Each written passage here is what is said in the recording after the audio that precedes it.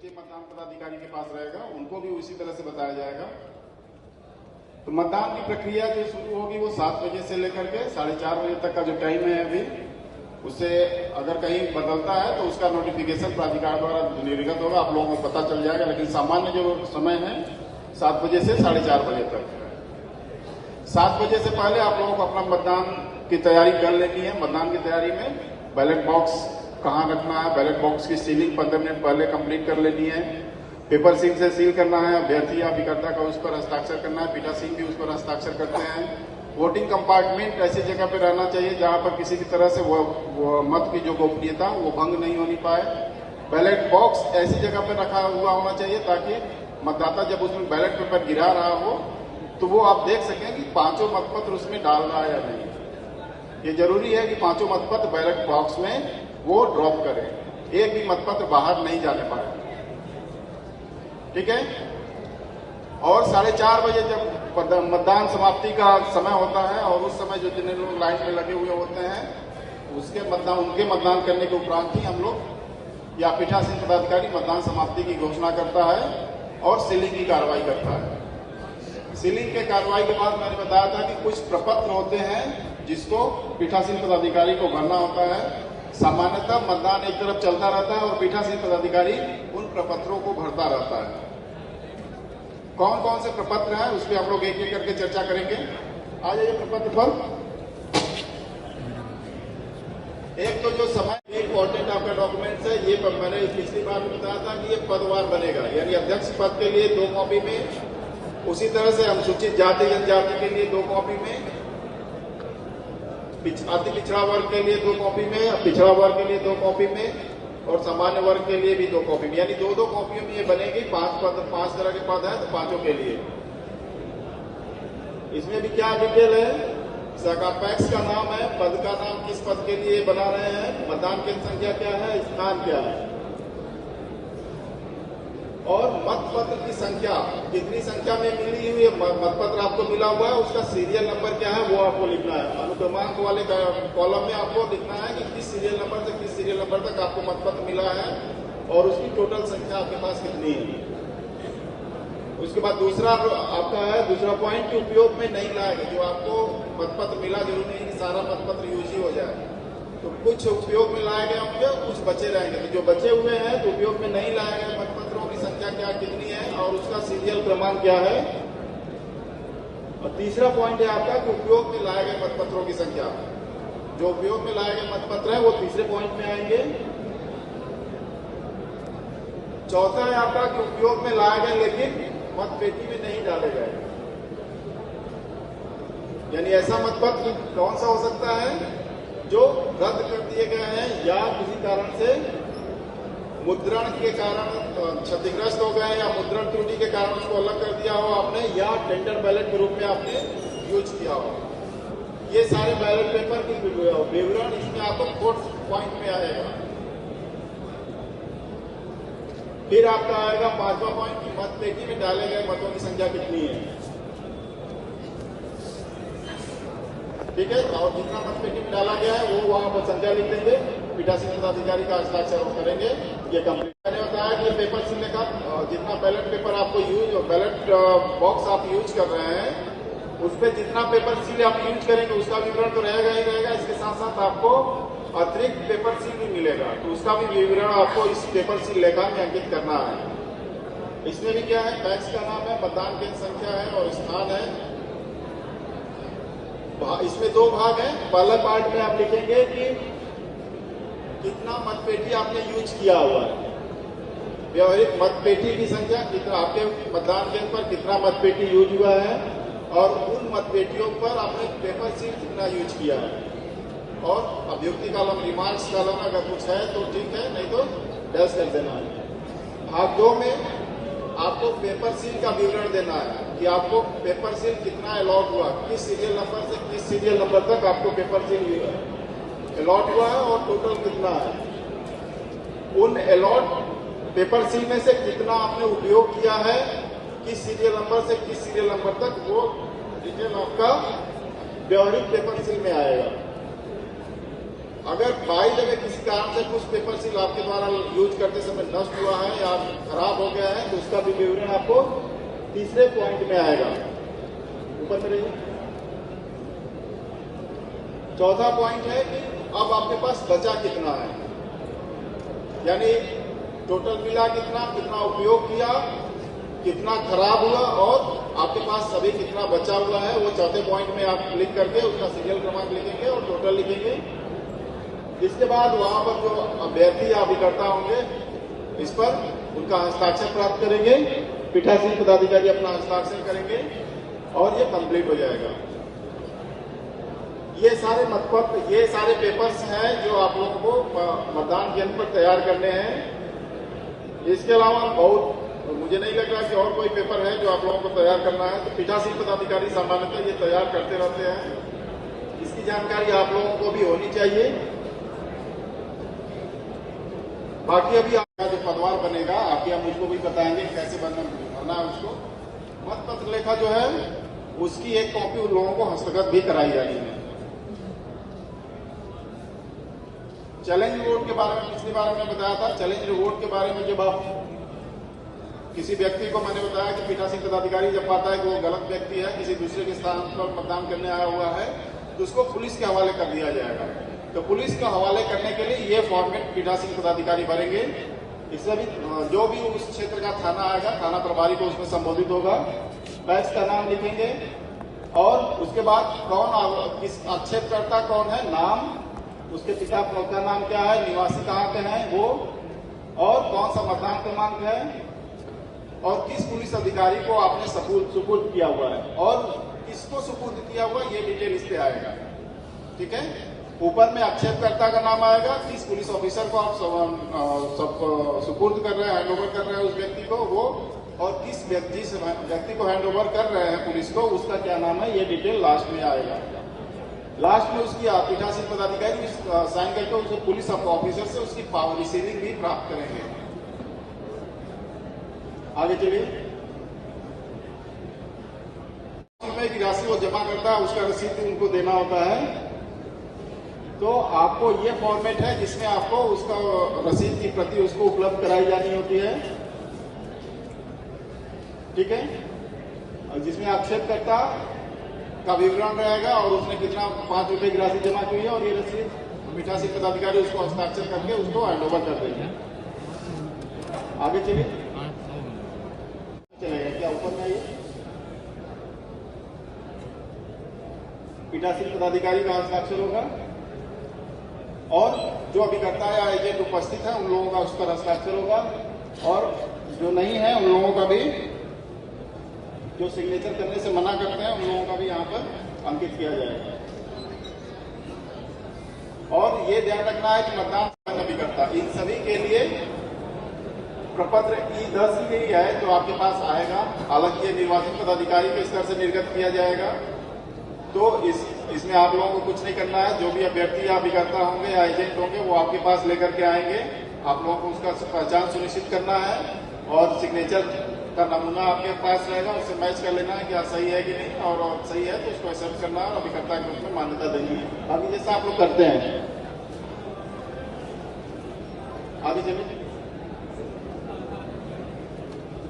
आप लोगों को अच्छे से भरना है।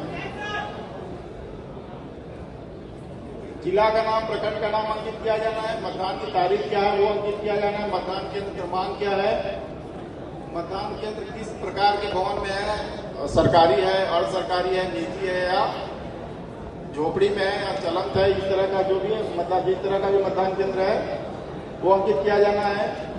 जिला निर्वाचन पदाधिकारी द्वारा जो प्रतिनियुक्त मतदान दल है उसमें से अगर कोई अनुपस्थित है तो उसका भी विवरण आपको यहाँ पर अंकित करना होगा। और किसी की अनुपस्थिति में पीठासीन पदाधिकारी द्वारा अगर किसी की प्रतिनियुक्ति की गई है, जैसा कि मैंने पहले भी बताया था आप लोगों को कि अपरिहार्य स्थिति में पीठासीन पदाधिकारी किसी मतदान पदाधिकारी को, किसी भी व्यक्ति को मतदान पदाधिकारी के रूप में नियुक्त कर सकता है, बशर्ते वो व्यक्ति निरपेक्ष हो, किसी अभ्यर्थी के पक्ष का काम करने वाला नहीं हो। अगर इसी तरह की कोई किसी व्यक्ति की नियुक्ति की जाती है तो पीठासीन पदाधिकारी का वो उसका भी विवरण अंकित करना होगा। और नियुक्ति का कारण, किस कारण से उस व्यक्ति सोची का नियुक्ति की गई है पीठासीन पदाधिकारी द्वारा, वो लिखना होगा। मतपेटियां कितनी संख्या में आप लोग यूज कर रहे हैं? मतपेटियां जैसे यहाँ पे आप सामने देख रहे हैं, बड़ी भी रखी हुई है, छोटी भी रखी हुई है। तो मतपेटियां अगर आपने बड़ी ही यूज की है तो कितनी संख्या में यूज की है? अगर दोनों तरह का यूज किया हुआ है तो बड़ी कितना मतपेटी यूज हुई है, छोटी मतपेटी कितनी यूज हुई है, उसका विवरण अंकित करेंगे। इसके बाद मतदाता सूची का विवरण लिखेंगे। आपके वो जो मतदान केंद्र है उसमें पुरुष, महिला और टोटल कितने मतदाता है और कितने लोगों ने मतदान किया है, इसमें भी महिला, पुरुष और टोटल, ये भी विवरण अंकित करना है। उसका परसेंटेज भी, उसका प्रतिशत भी तीसरे कॉलम में आपको अंकित करना है। यहाँ पर विशेष ध्यान देने वाली बात यह है कि यहाँ नोट में भी नीचे लिखा हुआ रहेगा आपको कि यदि मतदान केंद्र पर 95% से अधिक मतदान होता है और उस मतदान केंद्र पर, तो उसके पीठासीन पदाधिकारी की जो डायरी है उसके ऊपर में ही आप नोट में लिख देंगे कि 95% से अधिक मतदान हुआ है। ठीक है। मतदान के दौरान मतदान केंद्र पर अभ्यर्थी और कितने अभिकर्ता वहां पर उपस्थित रहे उनकी संख्या यहाँ पे लिखनी है। आगे चलिए। अभ्यर्थी या निर्वाचन और अभिकर्ता या जो भी पोलिंग एजेंट वहां पर उपस्थित हैं उनके द्वारा कोई शिकायत प्रस्तुत किया गया या नहीं, और प्रस्तुत किया गया तो उनका क्या शिकायत था, वो विवरण यहाँ पे लिखना है। सहचर के बारे में मैंने बताया था कि कोई अंधा व्यक्ति है या निःशक्त व्यक्ति है जो स्वयं जाकर के मतदान नहीं कर सकता है, वह एक सहचर का उपयोग करके मतदान कर सकता है। तो ऐसे कितने लोगों, ऐसे कितने मतदाताओं ने सहचर का उपयोग किया है उसका विवरण यहाँ पर आपको देना है। संख्या देनी है, सिर्फ संख्या यहाँ पे देनी है, ध्यान रखना है। इसी तरह से चैलेंज मतों की संख्या कितनी है, ऐसा कितना टाइम हुआ कि मतदाता की पहचान पर किसी के द्वारा चैलेंज किया गया, यहाँ पर भी संख्या ही आपको अंकित करनी है। और जब्त की गई धनराशि कितनी है, जो आपके द्वारा जब 5-5 रुपए के आक्षेपकर्ता के द्वारा 5-5 रुपए की राशि जमा की गई, तो उसमें धनराशि जब्त की गई वाली धनराशि कितनी है। टेंडर मत कितना है, टेंडर बैलेट मैंने बताया था आप लोगों को, जो आपको बैलेट बॉक्स में नहीं डालना है, इन्वेलप में रख करके अपने पास रखना है। तो इस तरह के टेंडर बैलेट की संख्या आपके पास कितनी है। यदि किसी कारण से मतदान का स्थगन हुआ है, मतदान को स्थगित करना पड़ा है, तो स्थगन की अवधि 10 मिनट के लिए, 5 मिनट के लिए, 20 मिनट के लिए, आधे घंटे के लिए, और वो अवधि लिखनी है और किस कारण से स्थगित हुआ है वो भी लिखना है। अगर आपको इतने जगह, छोटे जगह पर वो डिटेल नहीं आ पाता है तो इसका विस्तृत विवरण आप अलग से अटैच भी कर सकते हैं। और जो लास्ट वोटर आपके मतदान केंद्र पर वोट किया उसका टाइम क्या है वो आपको लिखना है।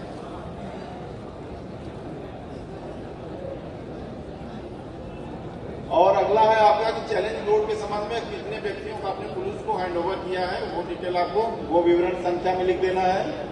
इसके अलावा कोई और घटना अगर आपको लगता है जिसका जिक्र इस मतदान केंद्र पर पीठासीन पदाधिकारी मतदान प्रारंभ होने की घोषणा करते हैं, मतदान प्रारंभ होने की घोषणा में उनको क्या क्या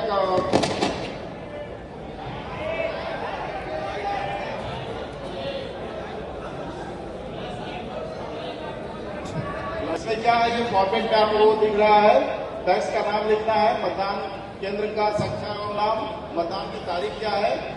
इसमें घोषणा क्या करना है वो देख लीजिए कि मैंने मतदान अभिकर्ताओं को और अन्य अभ्यर्थियों को यह दिखला दिया है कि मतदान में उपयोग में लाई जाने वाली मतपेटी खाली है। जैसा कि मैंने इससे पहले भी बताया था आप लोगों को कि आप लोगों को सील करने से पहले ही मतपेटी आप लोगों को दिखा देनी है कि ये मतपेटी खाली है। पेपर सील जो जिससे बैलेट बॉक्स को सील कर रहे हैं उस पर मतदान अभिकर्ता का साइन होगा या अभ्यर्थी जो वहां पर उपस्थित हैं, जो इच्छुक होंगे वो साइन करेंगे और जो अनिच्छुक हैं वो नहीं करना चाहते हैं तो उनको प्रेशर नहीं डाला जाएगा। पीठासीन पदाधिकारी उस पर साइन जरूर करेंगे। ठीक है। तीसरा है कि जो बैलेट पेपर वहां पर यूज किया जा रहा है, बैलेट मतपत्र जो वहां पर यूज किया जा रहा है आपके मतदान केंद्र पर, उसका सीरियल क्रमांक भी उन लोगों को नोट करा देना है, ताकि काउंटिंग के समय यदि वो मिलाना चाहें कि वही सीरियल क्रमांक वहां पर आया है, काउंटिंग टेबल पर आया है या नहीं, वो भी तो ये जरूरी है कि उनको ये नोट कराते हैं कि कौन सा बैलेट क्रमांक आप यूज कर रहे हैं। तो किस सीरियल नंबर से किस सीरियल नंबर का बैलेट क्रमांक आपको अलॉट हुआ है, इसका वो नोट करा देंगे और ये घोषणा में भी कहेंगे। इसके बाद जो उपस्थित अभिकर्ता है या अभ्यर्थी है उनका नाम और हस्ताक्षर प्राप्त करेंगे। अगर सपोज जो उपस्थित अभिकर्ता है या अभ्यर्थी वो हस्ताक्षर नहीं करना चाहते हैं तो उनका भी नाम नीचे लिख देंगे कि कौन कौन से ऐसे लोग हैं जिन्होंने हस्ताक्षर करने से मना किया। ये भी कंडीशन हो सकता है कि मतदान केंद्र के प्रारंभ के समय कोई भी अभ्यर्थी या अभिकर्ता मतदान केंद्र पर उपस्थित नहीं हो। उस कंडीशन में आपको जो 4th नंबर वाला पार्ट है उसमें जो आपके मतदान दल के लोग हैं उस पर उनके समक्ष ये घोषणा पढ़नी है और सभी लोग उस पर हस्ताक्षर करेंगे। P1, P2, P3 और पीठासीन पदाधिकारी सभी लोग इस पर हस्ताक्षर करेंगे। ये आपका हो गया मतदान प्रारंभ होने से पहले की पीठासीन पदाधिकारी की घोषणा। दूसरा बॉक्स दिया जा रहा है। संभवतः हो सकता है कि एक बैलेट बॉक्स में आपका सारा मतपत्र न आ पाए तो दूसरा या तीसरा बैलेट बॉक्स भी आप यूज कर सकते हैं। तो दूसरे या तीसरे बैलेट बॉक्स या चौथे इसके बाद में जितना भी बैलेट बॉक्स जब भी यूज करेंगे ये फॉर्मेट आपका जो है भाग 2 भरा जाएगा। इसमें भी सेम वही है, पैक्स का नाम लिखना है, मतदान केंद्र संख्या का और क्रमांक क्या है, नाम क्या है और मतदान की तारीख क्या है। घोषणा में इसमें भी वही करना है कि आपको बैलेट बॉक्स खोल करके सभी अभ्यर्थियों को या अभिकर्ताओं को दिखा देना है कि इसमें खाली है और नीचे पीठासीन पदाधिकारी हस्ताक्षर करेंगे। ये सभी हर बार में होगा जब भी आप बैलेट बॉक्स को एक बैलेट बॉक्स भरने के बाद दूसरा बैलेट बॉक्स यूज कर रहे हैं या हर बार में करना होगा आपको। और ऊपर में लिखते जाएंगे कि पहला के बाद दूसरा यूज कर रहे हैं या तीसरा यूज कर रहे हैं। जो टेंडर बैलेट अगर आपका कलेक्ट आपके पास आया, टेंडर बैलेट आपके पास आया तो उसकी भी सूची आपको तैयार करनी है।